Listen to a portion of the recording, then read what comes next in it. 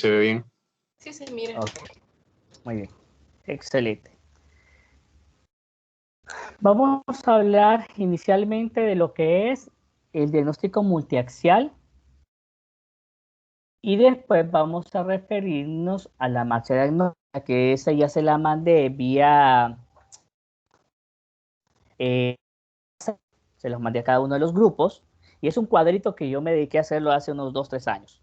Es prácticamente lo que ustedes van a hacer en la marcha diagnóstica, es copiar y pegar esos cuadritos. Donde ustedes se van a enfocar va a ser en historia clínica completa, en la que hablamos la clase pasada. Vamos a hablar sobre el diagnóstico multiaxial y los síndromes en psiquiatría. Inicialmente tenemos 2 libros que son como nuestras Biblias en psiquiatría, las que nosotros utilizamos, y creo que ya se los compartí también vía WhatsApp.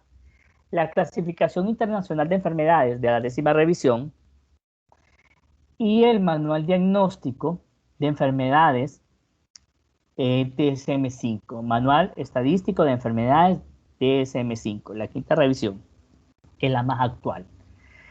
El diagnóstico multiaxial lo vamos a utilizar en función de lo que dice la clasificación internacional de enfermedades. Bien, el diagnóstico clínico en psiquiatría es una comprobación de hipótesis planteadas después de tener la historia clínica completa del paciente, después de haber encontrado síntomas, síndromes, de haber hecho un análisis de los antecedentes personales y familiares y también a través de los resultados obtenidos de algunas pruebas de laboratorio, de estudios complementarios como tomografía, como resonancia, pero también parte de la información que nos va a ayudar a dar un diagnóstico integral va a ser el examen mental. Basándonos en todas estas fuentes, es que nosotros vamos a dar una hipótesis diagnóstica. Bien, si a mí me preguntan, ¿por qué eligió psiquiatría, doctor Cruz, como especialidad y no eligió medicina interna o neurología o dermatología? Porque considero que la psiquiatría es una de las especialidades de la medicina en la cual vemos al paciente como un individuo, un ser integral. Vemos al paciente desde el punto de vista biológico o genético, hereditario, orgánico, pero también vemos al individuo desde ese componente psicológico y, ¿por qué no?, como un ente que influye sobre el ambiente y que el ambiente influye sobre él. En el diagnóstico multiaxial no solamente vemos al paciente como el enfermo con una sintomatología psiquiátrica, sino que estamos abordando también personalidad del individuo, estamos abordando funcionalidad en el paciente en 3 esferas principalmente.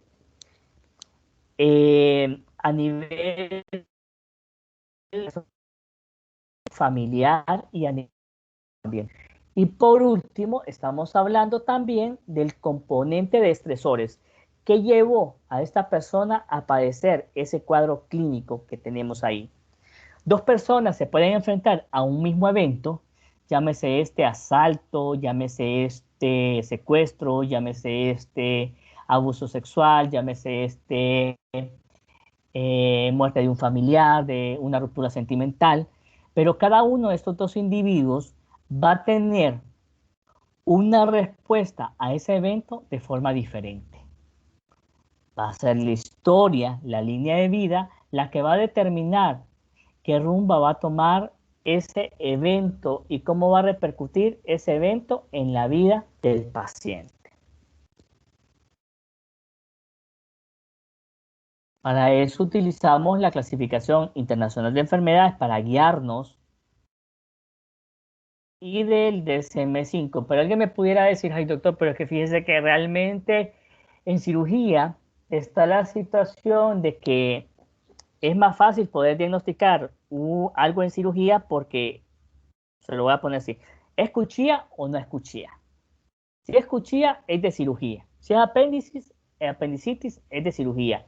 Si es colecistitis, cálculos biliares, es de cirugía. Pero en psiquiatría todo parece ser lo mismo, todo es ansiedad o todo es depresión, pero hacer esa diferenciación de qué tipo de síndrome de ansiedad tiene, si es un trastorno obsesivo compulsivo, si es un trastorno de pánico, si es un trastorno de ansiedad generalizada, si es una reacción de estrés agudo, de estrés postraumático. ¿Cómo hacer la diferencia entre cada uno de estos síndromes ansiosos? ¿Cómo lo vamos a catalogar? Bueno, para eso tenemos los criterios diagnósticos del CI-10 y el DSM-5 para poder catalogar. Si son crisis frecuentes de dolor torácico, sensación de ahogo, con síntomas neurovegetativos, miedo a que le vuelva a suceder, que es ansiedad de forma repentina, entonces, y tiene un mes de evolución, probablemente estamos hablando de un trastorno de pánico. Si el paciente presenta miedo a estar en lugares donde escapar puede ser muy difícil y siente sensación de ahogo, palpitaciones, desesperación, no puede ir al banco, no puede andar en bus, no se puede meter en un ascensor, entonces probablemente estaríamos hablando de un paciente que tiene agorafobia. Un cuadro de ansiedad después de haber sufrido un secuestro, un abuso sexual, un asalto a mano armada, dependiendo del tiempo de evolución. Si es menos de 29 días, estamos hablando de un trastorno de estrés agudo. Si es más de 29 días, estamos hablando de un trastorno de estrés postraumático. Y así vamos viendo, ¿verdad? Cuál es el cuadro clínico del paciente y en cuál de todos los diagnósticos se va a encasillar. ¿Vamos bien hasta acá, chicos?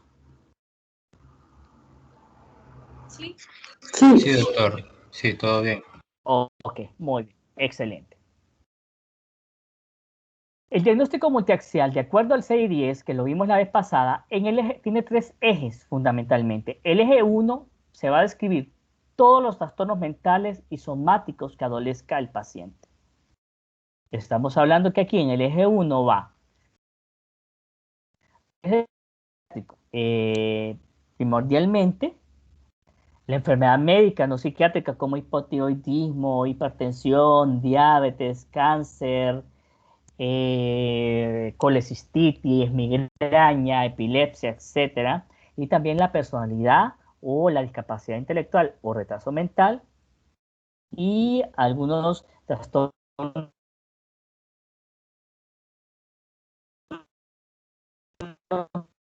como el eje 2 es el componente, el funcionamiento global del paciente en función de la enfermedad que está creciendo a nivel personal, a nivel familiar y a nivel social. Y por último, el eje 3, los estresores, es decir, los factores ambientales y circunstanciales que se asocian a la producción del trastorno del paciente.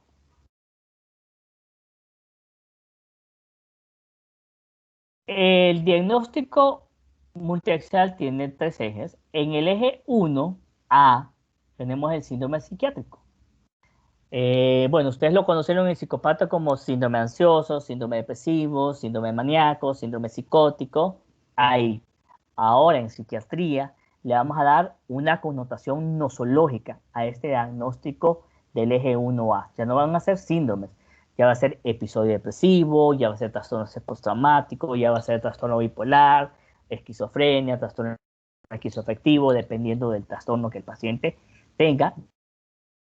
De acuerdo 1B, estamos hablando de los trastornos de personalidad o trastornos del desarrollo y retraso mental. Y en el eje 1C, las condiciones médicas no psiquiátricas, hipertensión, diabetes, cáncer, gastritis, colon irritable, fractura de muñeca, etcétera, etcétera, etcétera. El eje 2, vamos a hablar del nivel de funcionamiento o el nivel de disfuncionalidad que el paciente tiene. Es la adaptación de la escala de evaluación de la discapacidad de la Organización Mundial de la Salud.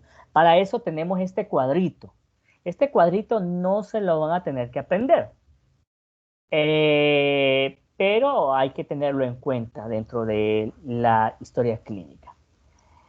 ¿Qué tanto influye este cuadro, esta sintomatología en el día a día, en la vida del paciente?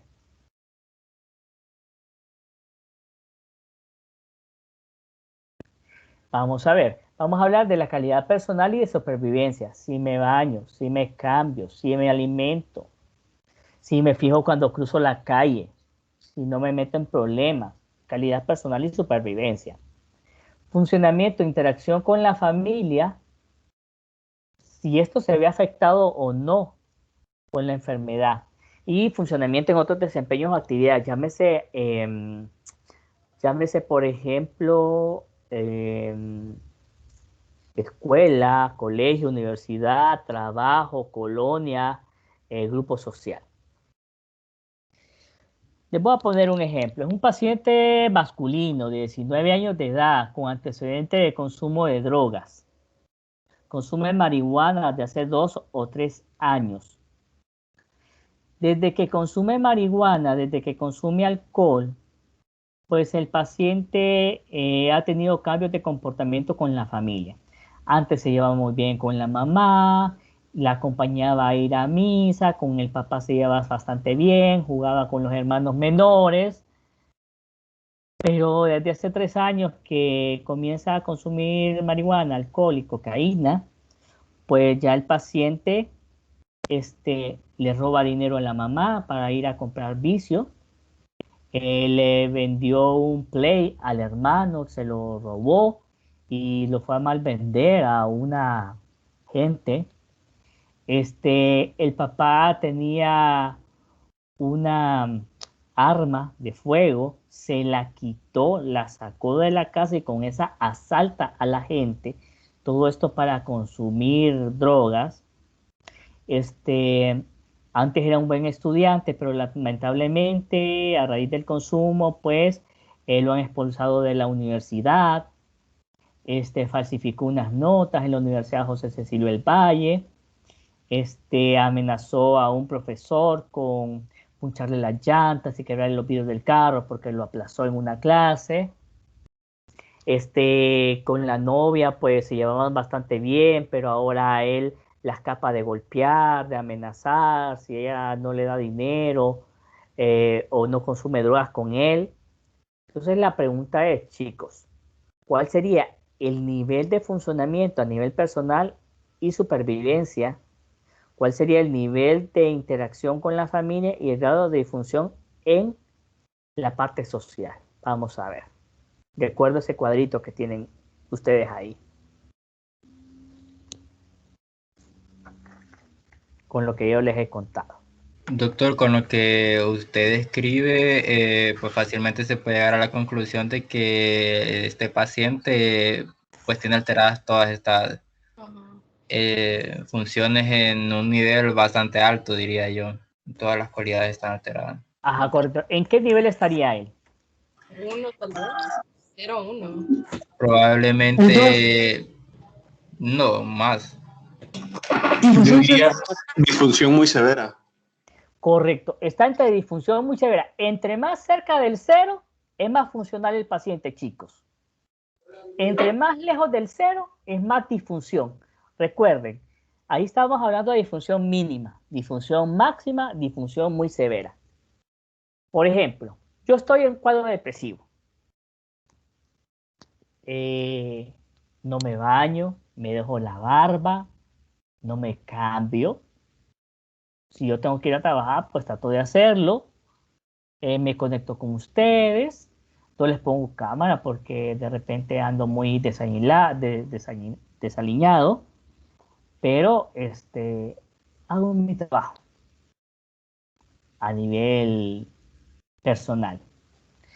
¿Qué grado de disfunción puedo tener yo con ese cuadro depresivo? En que no me baño, no me cambio, no me aseo, no salgo. A nivel personal, ¿en qué nivel de disfunción puedo estar? Podría ser disfunción mínima o disfunción obvia. Bueno, disfunción mínima podría ser porque quizás nadie se da cuenta. Doctor, de repente, pero digamos, un ejemplo, digamos que usted es una persona que por lo general es muy cuidadoso con su imagen personal y cosas así, y ya su círculo cercano empieza a ver que usted está muy deteriorado de su condición. ahí es obvia. Uh-huh. Ahí sí es obvia, porque ya la gente lo nota. De acuerdo, ahí tienes razón. Ok, si de repente yo digo, me quiero matar, no soy nada, y me voy a comprar una pastilla de cura frijoles, y espero a que mi familia se vaya de la casa para buscar la ropa con la que quiero que me entierren y me encuentren en el cuarto, ya muerto, pero bien trajeado.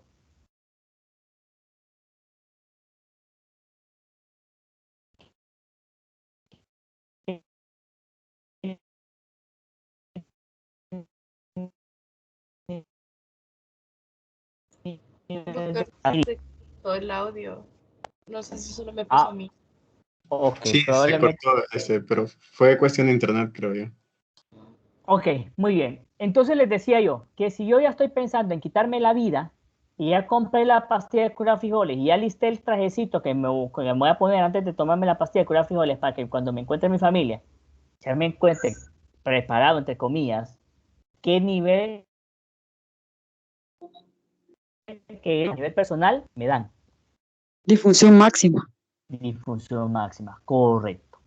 Entonces, bueno, estoy con el otro caso, que yo no me baño, que no me cambio, yo participo en las actividades de la familia, yo platico con mis hermanos, con mis sobrinos, saco a pasear a mi mamá, pero de un tiempo para acá paso muy irritable, ellos me invitan a reunirme con ellos, pero yo les contesto pesado, ya mi sobrina me quiere ver, pero yo no le hago caso, ya tengo semanas de no visitar a mi mamá, entonces yo no le contesto, ya mi mamá se comienza a preocupar, a hablar con mis hermanos y decir que yo tengo, no, o sea, sí, le dicen mis hermanos que pelean que yo peleo con ellos, pero que mi mamá yo la tengo ignorada. ¿En qué nivel de disfunción podría estar yo a nivel familiar?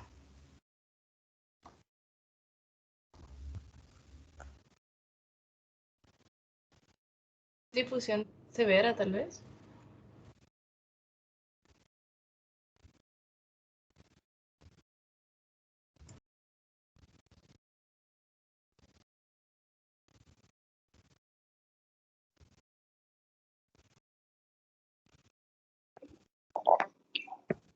Yo no escucho, doctor. Ah, exactamente. Ok, los demás me escuchan, chicos.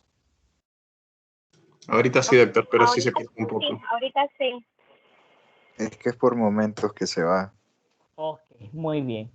Entonces les decía que con esos ejemplos que yo les he dado, así se tienen que guiar al momento de realizar las historias clínicas que yo les voy a mandar el ejercicio del final, pero también en la historia clínica que ustedes realicen, viendo todo el contexto del paciente.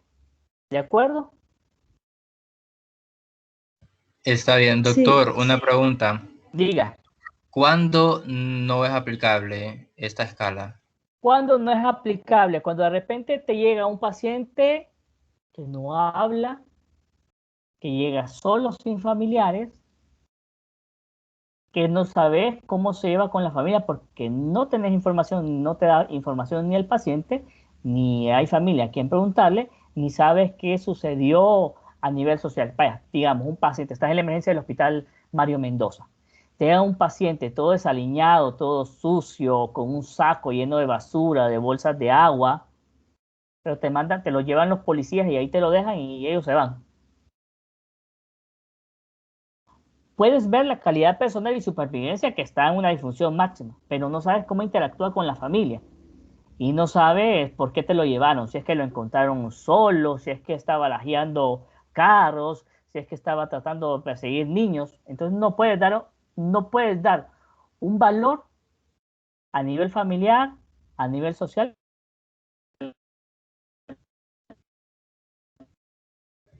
Gracias, doctor, sí, se entiende. Porque todos los factores ambientales y circunstanciales. Cuando yo les mandé la semana pasada, creo que se los mandé, tuvieron oportunidad de, bueno, creo que no tuvieron tiempo de hojear el 6 y 10. Al final, en el 6 y 10, en las últimas páginas, habla de otros procesos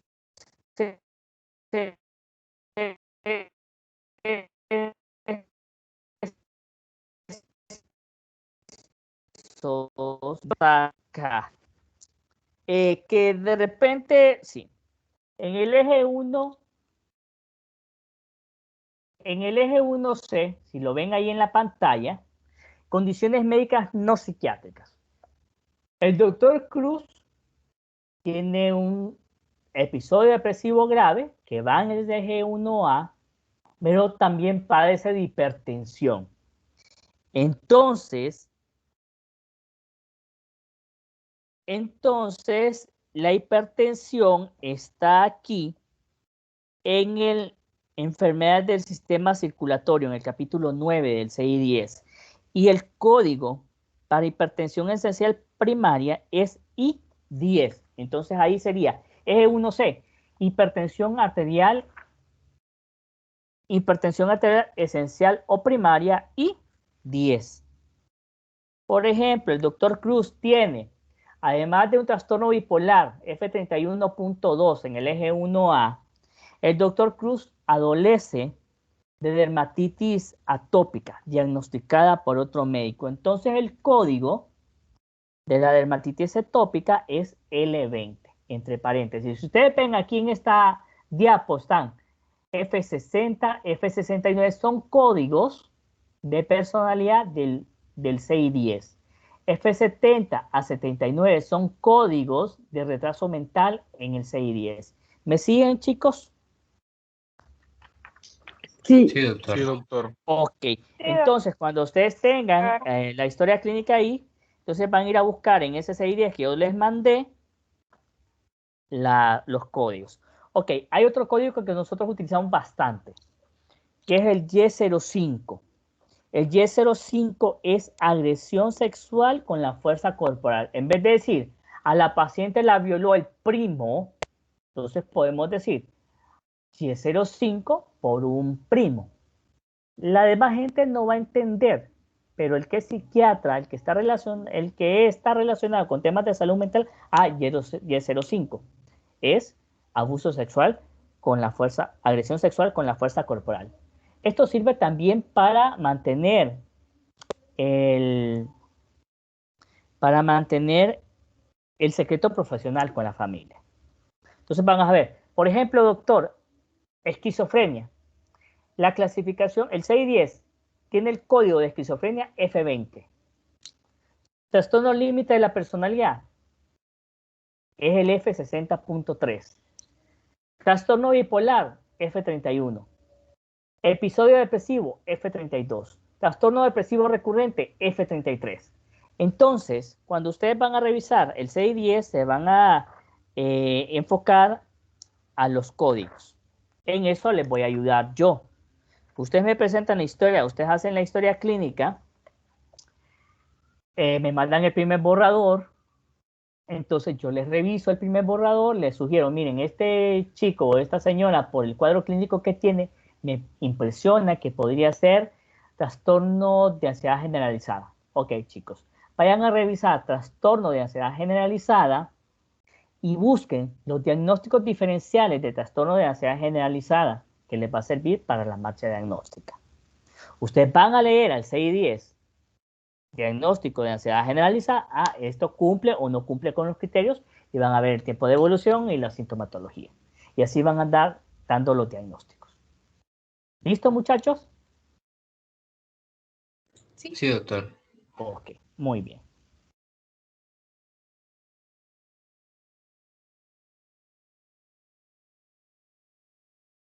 El eje 3 son los factores ambientales y circunstanciales. Vamos a ver aquí con los diagnósticos circunstanciales. Les voy a pedir que me ayuden, solo quiero que...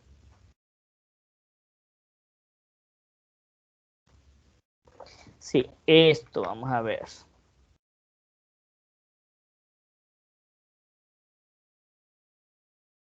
Díganme vamos a ver si tenemos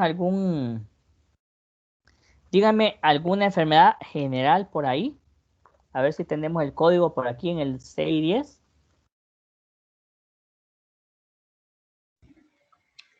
No psiquiátrica, puede ser No psiquiátrica. diabetes. Diabetes, vamos a ver. Ajá. Déjame buscar aquí diabetes. No, déjame ver.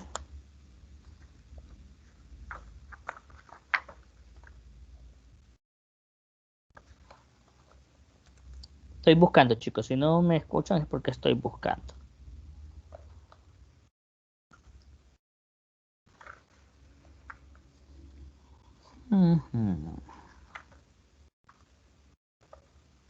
No tengo diabetes, no lo tengo acá, pero debe estar en internet. Pero tengo, por ejemplo,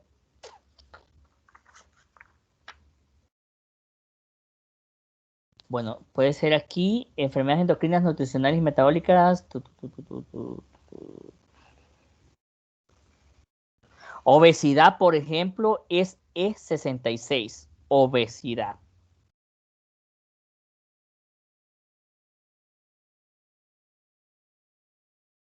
Coma hipoglicémico, no diabético, E15. Tirotoxicosis, hipertiroidismo, E05. Hipotiroidismo, E03. Ahí están más o menos. Algunos, aquí tengo, por ejemplo, otra enfermedad. Migraña, G43.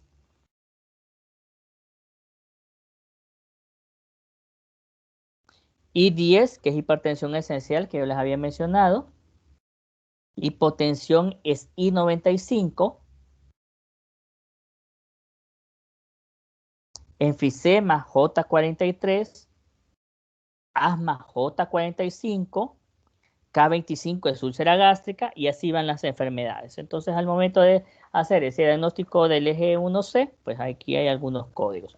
Ahora, estresores. Vamos a ver algún estresor que ustedes me quieran, un estresor, un dato importante, por ejemplo, que ustedes piensen en la niñez, que puede ser motivo de que alguien se deprima o que sufra ansiedad.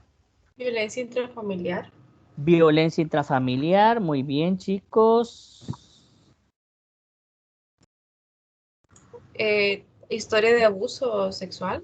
Correcto. Entonces aquí tengo agresión con la fuerza corporal. Tenemos Y04. Y05, agresión sexual con la fuerza corporal. Déjenme ver. Sí. Vitales negativos en la infancia. Vamos a ver. Podría ser esto de la violencia.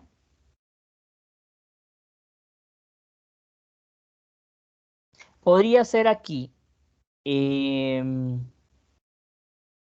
Ya tenía el Y04, que es agresión con la fuerza corporal, pero podría ser dentro de la violencia. Podríamos poner Z61.3, que es hechos conducentes a la pérdida de la autoestima de la niñez. Por ejemplo, al niño lo abusaron sexualmente y lo abusó un tío. Z61.4, que es problemas relacionados con presunto abuso sexual del niño por una persona dentro del grupo de apoyo primario. Que el abuso sexual fue ocasionado por un profesor o por un vecino. Z61.5, problemas relacionados con presunto abuso sexual del niño por una persona no perteneciente al grupo de apoyo primario.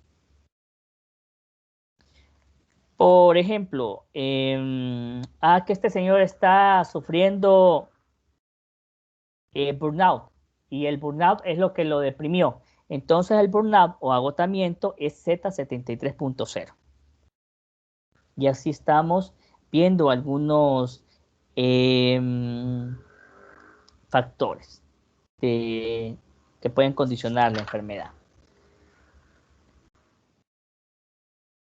Diagnóstico sindromático, que esto yo se los mandé también un video.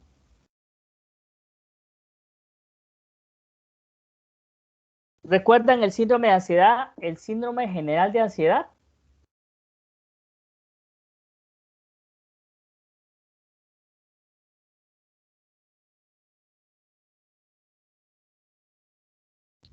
Hola, chicos. Sí, doctor. Ok, muy bien. Ahí tenemos el síndrome general de ansiedad. ¿Cuáles son las quejas que el paciente va a traer cuando hable de ansiedad? Bueno, puede decir, vengo por ansiedad, por una angustia, por nerviosismo, por temor.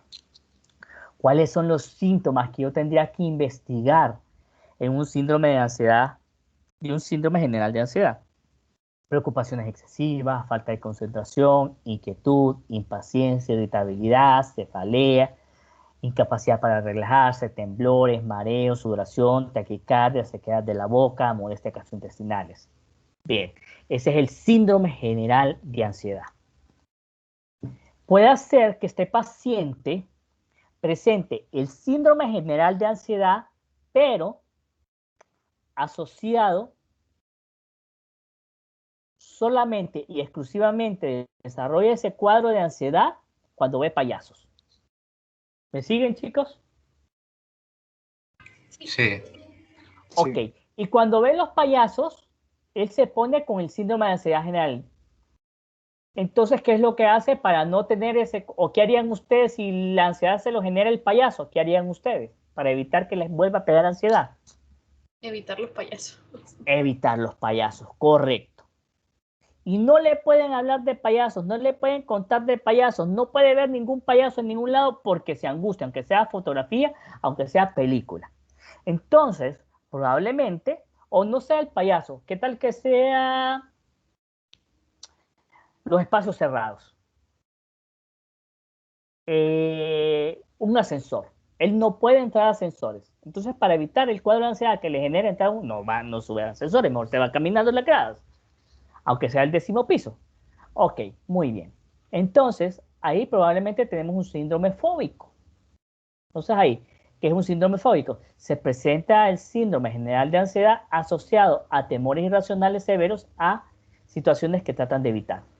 El cuadro de ansiedad de Juan Carlos Ortiz es únicamente le pega ansiedad cuando tiene que exponer, cuando tiene que hablar en público.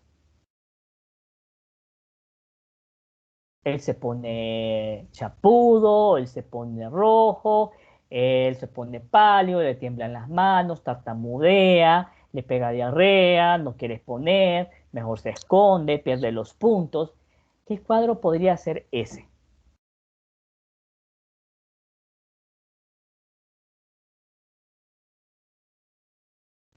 Puede ser un trastorno de fobia social, porque le da miedo. Entonces evita hablar en público, evita hablar con la gente que no conoce porque se pone muy ansioso. Bien, es un síndrome de ansiedad general y tiene al menos un mes de evolución en el cual el paciente de forma súbita presenta crisis de ansiedad, dolor torácico, sensación de ahogo, palpitaciones, temblor, ganas de salir corriendo, siente que se va a morir, siente que se va a ahogar. No hay ni una causa justificada, no hay ningún desencadenante. Y el paciente siente que le puede dar un infarto agudo de miocardio, siente que va a volverse loco, que se va a morir ahí. ¿Qué podría estar padeciendo este paciente? El paciente se queja, doctor, yo vengo porque me dan ataques de angustia o de miedo y me da miedo a morirme, a quedar loco o a perder el control. ¿Cuánto tiempo tiene José Luis de estar padeciendo eso? Mire, por lo menos un mes. Y esto me da mientras estoy viendo tele, mientras estoy conduciendo, mientras estoy atendiendo pacientes, mientras estoy haciendo una cirugía, puedo estar durmiendo, puedo estar comiendo y de repente de la nada me entra este miedo. ¿Qué podría ser, chicos? Síndrome de pánico. Síndrome de pánico. Síndrome de pánico, correcto. Entonces vamos a ver, a mí me suena que es síndrome de pánico, entonces voy a ir al 610 a buscar. Las ansiedades son las 40, entonces vamos a buscar cuáles son los criterios del síndrome de pánico.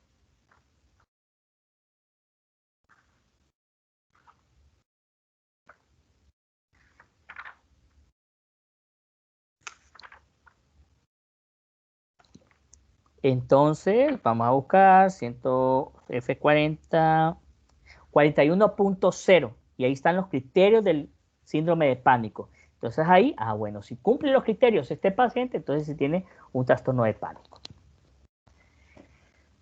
Bien, el síndrome de ansiedad, la señora se queja de múltiples síntomas tensionales, ansiedad e insomnio. Todo le preocupa, todo le genera estrés, se ahoga en un vaso con agua, no le pueden decir nada porque ella se asusta, se angustia. Entonces, ¿qué cuadro podría estar sufriendo? Tiene por lo menos 6 meses, doctor. Yo llevo más de 6 meses de padecer este trastorno. Que no me pueden llamar por teléfono a una hora que no es habitual porque me angustio. No pueden tocar la puerta cuando yo estoy sola porque pienso que es que me vienen a matar. No me pueden decir de una enfermedad porque ya pienso que es que yo la voy a desarrollar o un ser querido la va a desarrollar. ¿Qué podría ser eso? Todo le preocupa, todo y nada le preocupa. El síndrome de ansiedad generalizada. Correcto. Tiene 6 meses. Entonces vamos a buscar en el 610. Esta señora me parece que puede tener trastorno de ansiedad generalizada. El código de trastorno de ansiedad generalizada es F41.1. Reviso los criterios diagnósticos del F41.1 y ahí decido. Por lo menos son 6 meses de evolución. Bien. ¿Vamos bien hasta acá, chicos? Sí. El 610 yo se lo mandé. Lo tienen en el chat. Igual al DSM5. Bien. Que tiene un síndrome de ansiedad generalizada, pero también tiene síntomas de depresión. Y ninguno de los dos síndromes, ni el de depresión ni el de la ansiedad, es más fuerte que el otro. Los dos se presentan de forma simultánea y ninguno predomina sobre el otro. ¿Qué síndrome tiene? Síndrome mixto ansioso depresivo. Pues resulta que el paciente sí tiene un síndrome de ansiedad, chicos, pero él llega a consulta por síntomas orgánicos que no tienen explicación médica. Me duele la cabeza, pero me han hecho tomografía, me han hecho resonancia, me han hecho electroencefalograma y el neurólogo me dice que no tengo nada, que es pura ansiedad. Que voy donde el gastroenterólogo porque yo pienso que tengo cáncer de colon, porque yo pienso que tengo cáncer gástrico, pero no tengo ni úlcera, no tengo nada y que es colon irritable. O yo de repente voy donde la dermatóloga y me dice que la dermatitis que yo tengo es por rascado. Pero yo cambio constantemente de médico porque yo sé que tengo algo grave y yo tengo miedo de morirme de esto. Entonces, si la ansiedad se asocia a preocupación por tener una enfermedad seria y exagera la sintomatología o las sensaciones de su cuerpo y ha visitado varios médicos, entonces probablemente el paciente tenga un síndrome somatomorfo.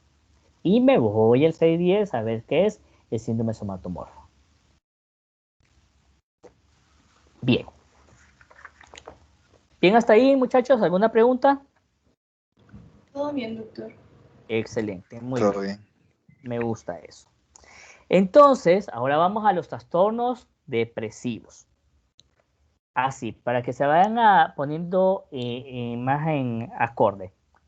El 610 dice que el F30 es un único episodio o el primer episodio maníaco, F30.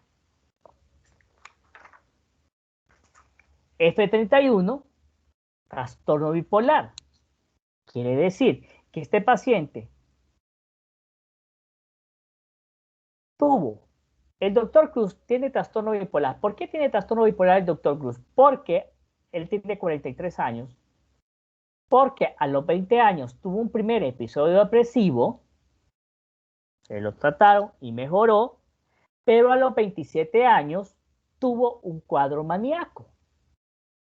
Y ahora a los 43 desarrolló otro cuadro maníaco. Antecedente de depresión más un episodio maníaco es igual a trastorno bipolar, un F31. Bien, pero pudo ser que el doctor Cruz a los 20 años lo que tuvo fue un cuadro maníaco y no depresivo. Nunca había padecido de depresión. Entonces tenemos en el doctor Cruz un F30, un episodio maníaco. Pero si el doctor Cruz a los 20 años tuvo un episodio maníaco, chicos, y a los 27 desarrolló otro cuadro maníaco, ¿cuál sería el diagnóstico?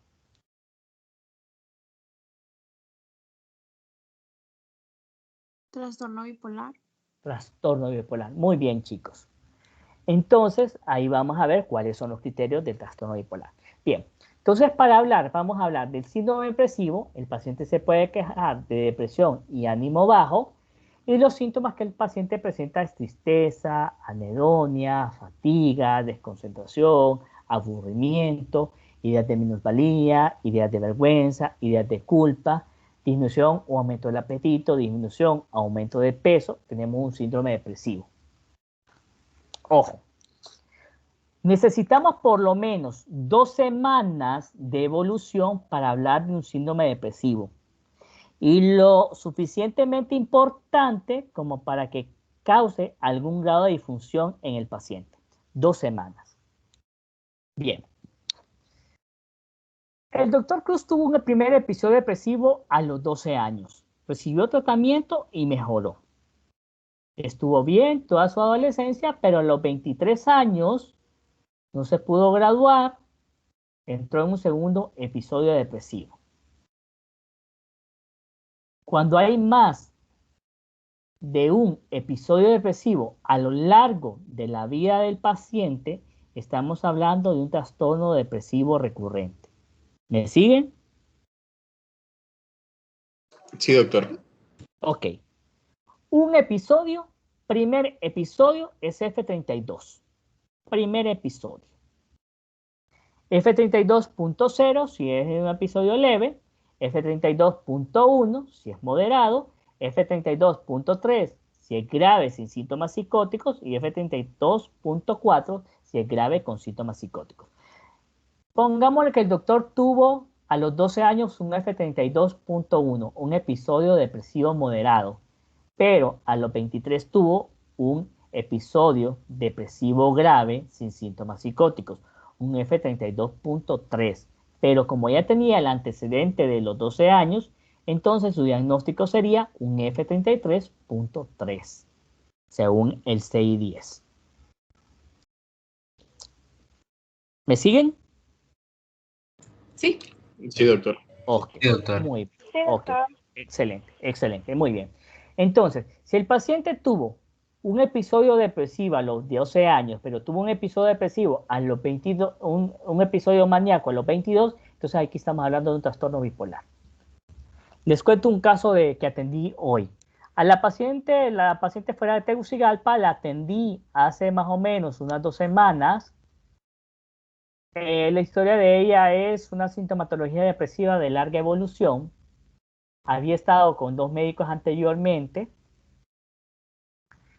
Le dieron tratamiento, mejoraba unos días con ese esquema de tratamiento, pero al mes y medio volvía a recaer. Casualmente, esta señora tenía 62 años.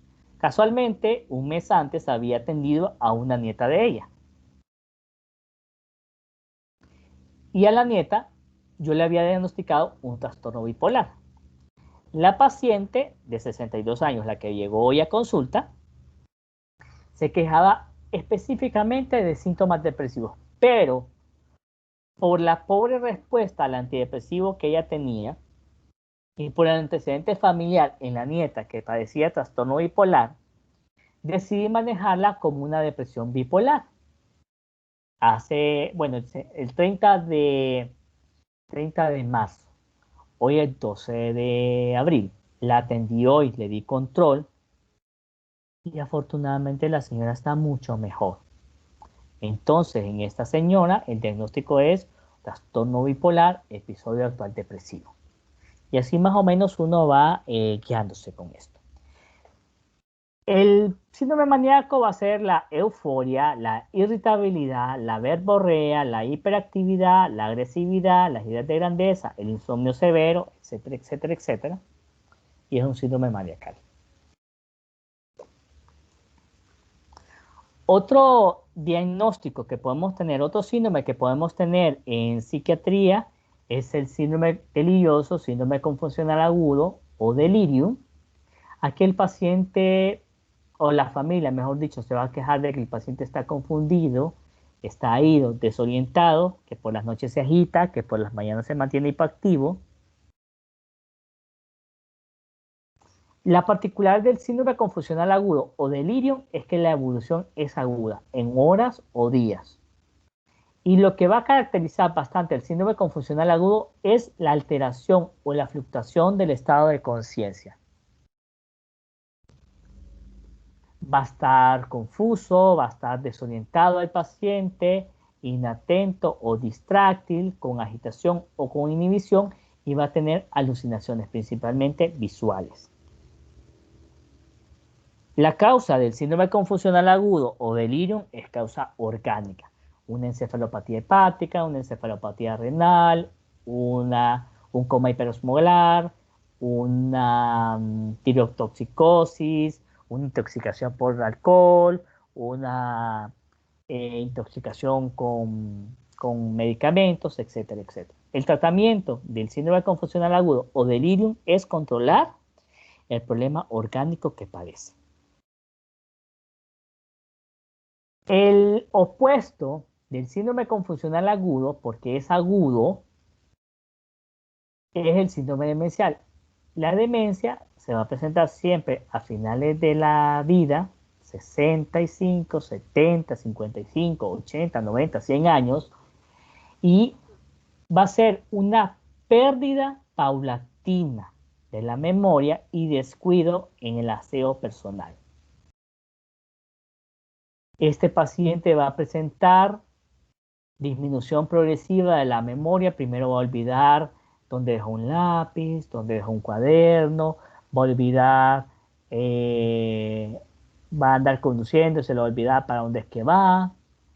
De repente estos pérdida de la memoria va a ser mucho más grave. Por ejemplo, va a la pulpería y después cuando está fuera de la casa ya no recuerda ni para dónde queda la pulpería, se le olvida. De repente está hablando con el hijo y no recuerda quién es el hijo, sino que recuerda, él la confunde con el hermano o con el papá. Habla mucho del pasado, en la pérdida de la memoria, en la demencia. Una disminución progresiva de la memoria y pérdida de la capacidad de abstracción, de inteligencia y del juicio. Hay pérdida de la capacidad de hacer tareas diarias. Por ejemplo, antes se lavaba los dientes, se cambiaba la ropa, se abotonaba, se rasuraba. Hace un año atrás ya no puede hacer eso, ya él ocupa que lo vistan porque si no se pone la ropa al revés, o si no se la abotona mal, o si no sale desnudo a la calle. Entonces hay una disminución de la capacidad de juicio. Antes él sabía dónde quedaba el servicio, hace un año, hace 3 meses ya este paciente se defeca en cualquier lugar, incluso en la sala, se hace en la ropa, se torna irritable, hay descuido, ya no se baña como antes, hay un descuido del arreglo, higiene personal y cambios de comportamiento, pero esto es paulatino, en años. Es un síndrome demencial. Síndrome psicótico. La familia o el paciente se va a quejar de que está viendo cosas o que está escuchando voces o que tiene creencias extrañas, ideas delirantes. El síndrome psicótico, con un síntoma que ustedes tengan de psicosis evidente, ideas delirantes o alucinaciones auditivas o visuales, tenemos un síndrome psicótico. El paciente escucha voces o tiene visiones, cree que le quieren hacer daño o lo persiguen, comportamiento extravagante, lenguaje desorganizado, cambios emocionales o bruscos. Entonces aquí vamos a ver, si el paciente está psicótico, pero está muy alegre y tiene un síndrome maníaco y un síndrome psicótico, entonces probablemente este paciente tenga un episodio maníaco con síntomas psicóticos. Si la psicosis está acompañada de que el paciente cree que le leen la mente, que le roban los pensamientos, o que tiene muerta una parte de su cuerpo como el corazón, o que tiene vacío el cerebro, o que tiene vacío el intestino, o que le han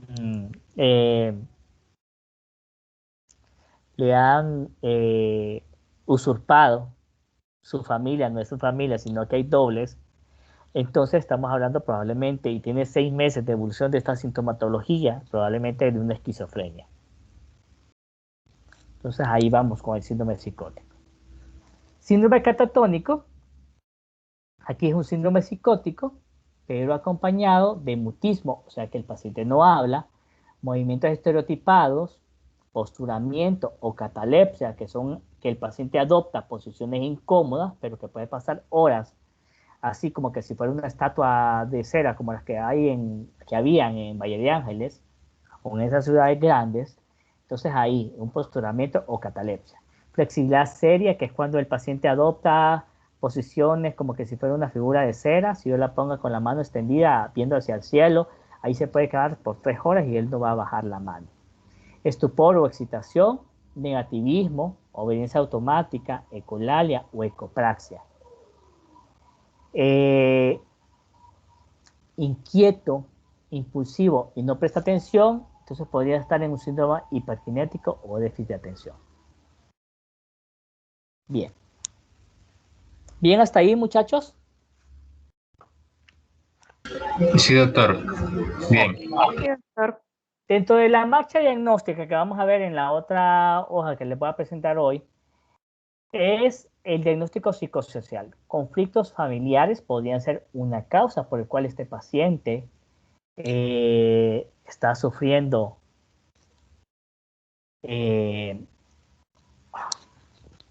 muy bien. Permítanme, chicos.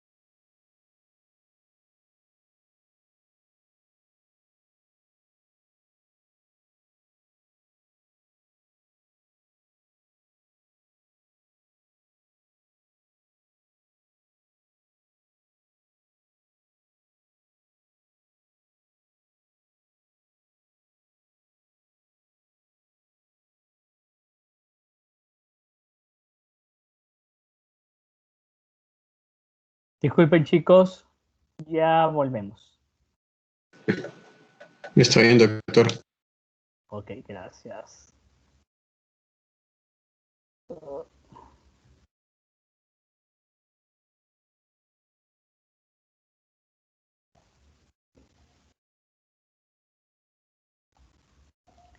Muy bien, si me escuchan. Sí. Sí, Se escucha. gracias.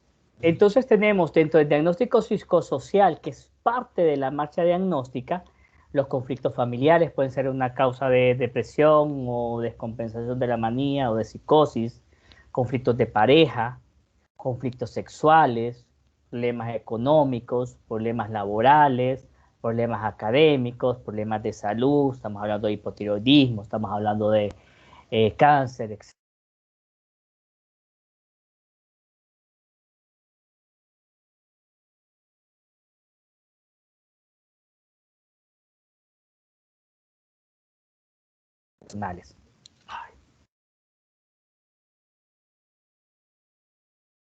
Hola.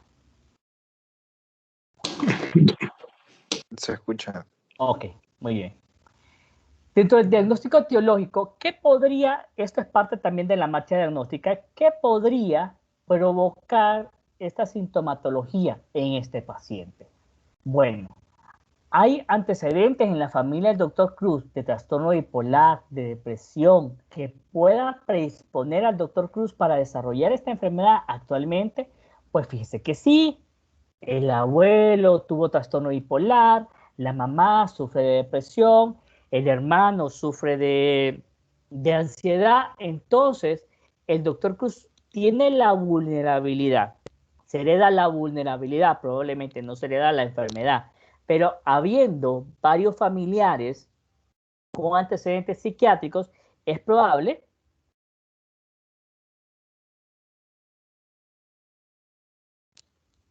entonces es probable que el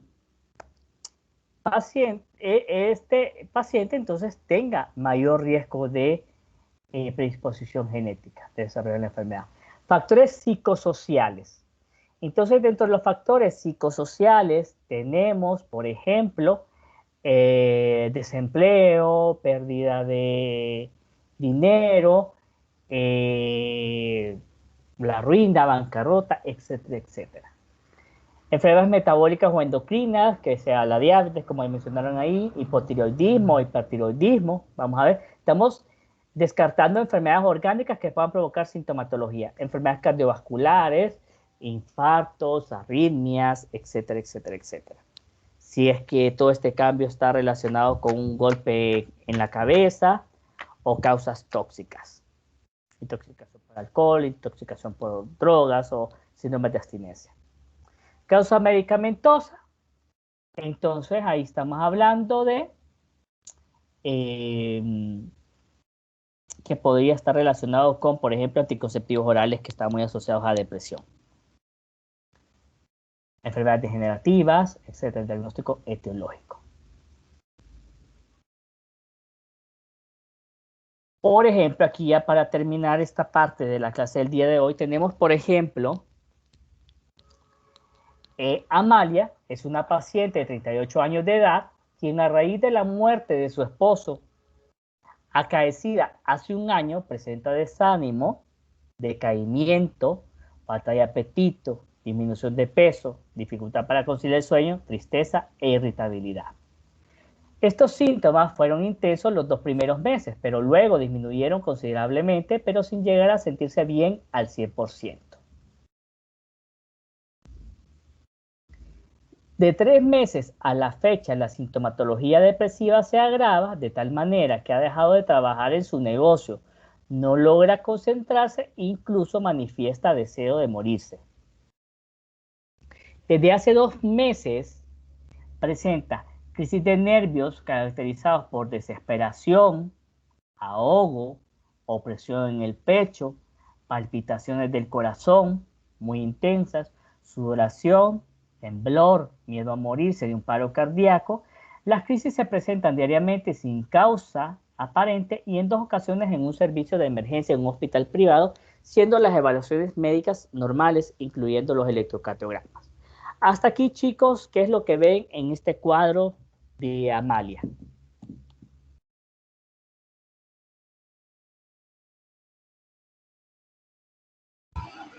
Probablemente depresión y por el último párrafo, ansiedad. Entonces, no sé si un síndrome mixto podría ser. Ok. Ok. ¿Cuál es la particularidad del síndrome mixto? Que las 2 cosas ocurren de forma simultánea. Así que descartamos el síndrome mixto. ¿De acuerdo? Sí. Bien. Porque hace un año tenía un cuadro depresivo y hace 2 meses un cuadro de ansiedad. ¿Qué es lo que ven ahí? Vamos a ver qué más ven ahí en esa primera diapositiva.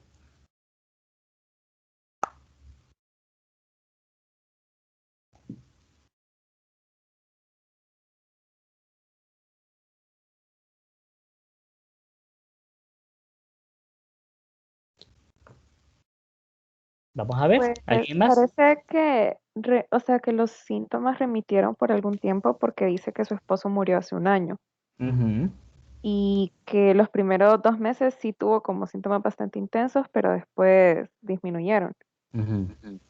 y volvió a recaer en la depresión hace 3 meses. Entonces podría ser como una recurrencia.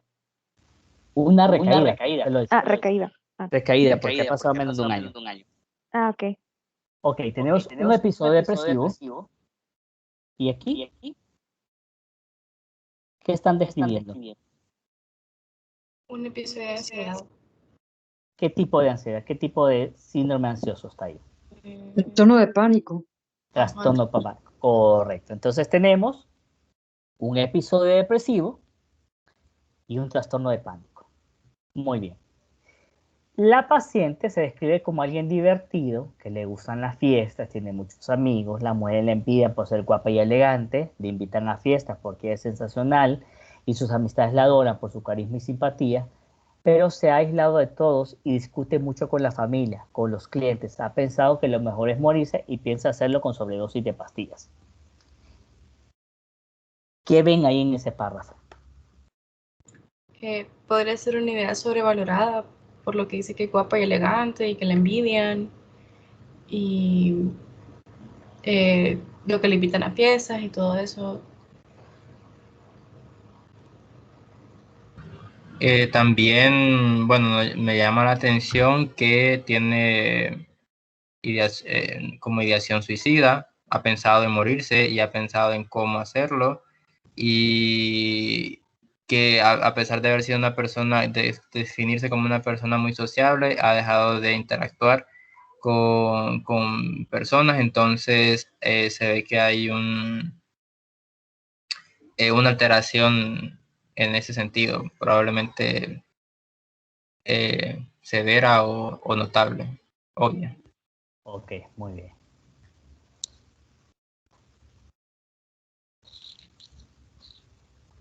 Antecedentes personales de hipotiroidismo en tratamiento, chicos. En los antecedentes familiares se encuentra que su madre y 2 hermanas están siendo tratadas por nervios y un hermano es alcohólico. El examen físico solo demuestra un discreto crecimiento tiroideo y leve temblor fino en ambas manos.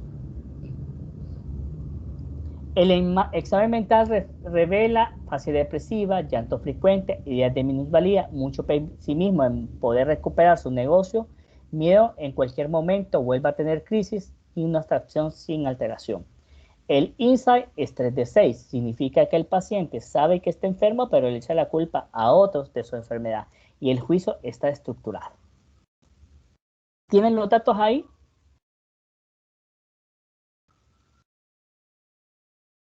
Muy bien.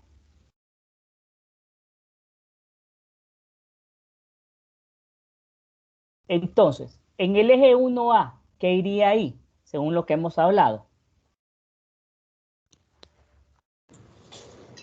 Episodio depresivo. ¿Qué grado? Moderado. ¿O grave? Sí, grave.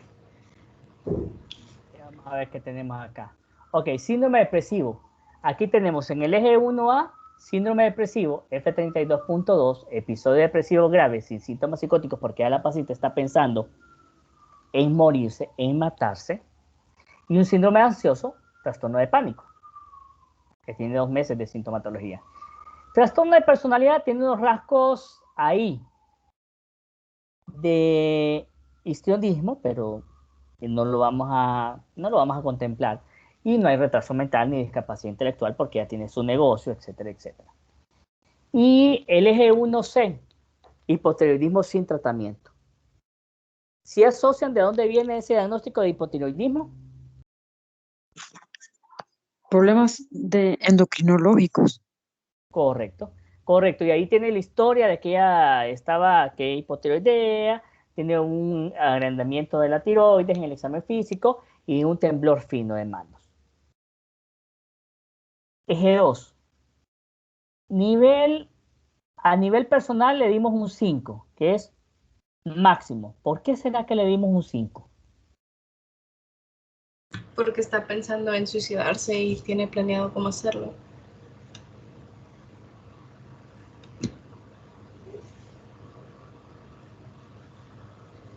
Ok. Personal 3, familiar 3, perdón, porque hay cierto grado de ahí una disfunción severa, ¿verdad? Ahí hay discusión con la mamá, bueno, con la familia, y función social, pues también ahí iría entre un 3 o un 4. Y ¿qué estresores ven? La muerte del esposo, los antecedentes familiares, la enfermedad orgánica también. Esa es una de las... Y la otra, que está, creo que ustedes lo tienen. Sí, se los mandé, ¿verdad, chicos?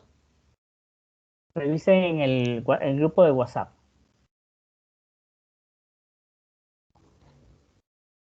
Esto es la marcha diagnóstica. Entonces aquí tienen los síndromes, síndrome depresivo, maníaco, psicótico, ansioso, agitación o delirio, los síntomas de cada uno de los síndromes para que se guíen ustedes, el diagnóstico neuroanatómico, el diagnóstico neuroquímico, el diagnóstico teológico que mencionamos en la marcha diagnóstica, los antecedentes genéticos, antecedentes sociales, el nosológico, chicos,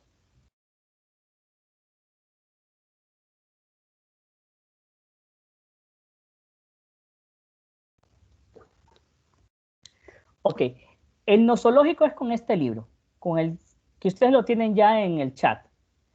El manual, la guía de bolsillo de la clasificación de enfermedades. Por ejemplo, yo les había mencionado aquí, estábamos bien. Vamos a ver. No sé si se va a ver de cerca, pero bueno, lo voy a poner lo más cerca posible. Ahí están las Y, las X también. No sé si lo ven, no sé si se ha hecho, yo lo miro. ¿Ves aquí? Sí, se ve bien. No. Sí, sí, sí. Ok, muy bien. Aquí está, por ejemplo, bueno, esto lo van a ir a... ahí no se los mando, obviamente, porque esto ya viene físico.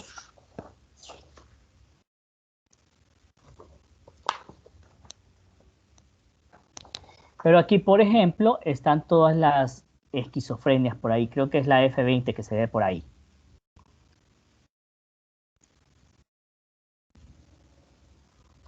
Por acá están las F30. Estamos hablando de trastorno bipolar.